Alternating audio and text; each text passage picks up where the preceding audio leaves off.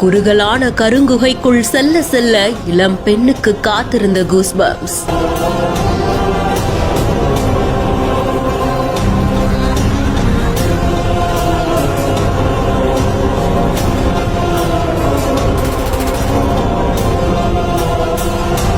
அந்த சீதா தேவியே ஈசரை வழிபட்ட இடம் இதுவா?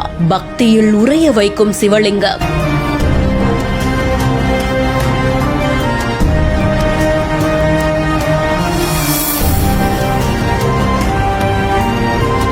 ஒரு நேரத்துல ஒரு ஆள் மட்டுமே, அதுவும் கால்களை மடக்கி குறுக்கி மட்டுமே செல்ல முடியுங்கிற அளவுக்கு குறுகலான ஒரு குகை. மெல்ல மெல்ல அந்த குகைக்குள்ள இறங்கி கடைசியில வந்த கஷ்டங்கள் அத்தனையும் போற மாதிரியான ஒரு காட்சி. கழுத்துல சுற்றப்பட்ட வாசுகி பாம்போட அந்த சிவலிங்கத்தை பார்க்க முடியுது. குகைக்குள்ள வருவதற்கு ஒரு பாதை, வெளியேறுவதற்கு ஒரு பாதைன்னு இந்த வீடியோவை பார்க்கும் போதே நம்மளும் இந்த குகைக்குள்ள சென்று ஈசனை வழிபட்டது போன்று தோன்றுது. இந்த குகைக்கு பின்னாடி சொல்லப்படக்கூடிய புராண கதை இன்னமும் மிரள வைக்கிறதா பக்தர்கள் சொல்றாங்க. ராமாயணத்துல ராமன், லக்ஷ்மணன் மற்றும் சீதா தேவியோட 14 வருடங்கள் வனவாசம் இருந்த பகுதி இப்ப மகாராஷ்டிரால இருக்கக்கூடிய நாசிக்ல தான சொல்லப்படுது. ராவணனுடைய தங்கை சூர்பனகையுடைய மூக்கு அறுக்கப்பட்ட இடம், சீதா தேவிய ராவணன் கடத்தி சென்றதுன்னு இந்த நிகழ்வுகள் எல்லாமே இந்த பஞ்சவடியை சுற்றிதான் நடந்ததா நம்பப்படுது.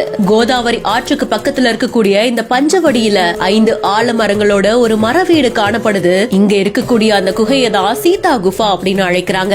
அப்படிப்பட்ட ஒரு குகைக்குள்ள போய் சிவலிங்கத்தை தரிசிக்கக்கூடிய காட்சியை தான் ஐஎம் சங்கீதாங்கிற இன்ஸ்டா பக்கத்துல போஸ்ட் பண்ணி இருந்திருக்காங்க. இது சமூக வலைதளங்கள்ல பலரையுமே ஆச்சரியப்படுத்தியிருக்கு. இந்த தகவல் குறித்த உங்களுடைய கருத்துக்களை கமெண்ட் செக்ஷன்ல சொல்லுங்க. மேலும் தகவல்களுக்கு பிஹைண்ட் நோட்ஸ் ஃபாலோ பண்ணிக்கோங்க.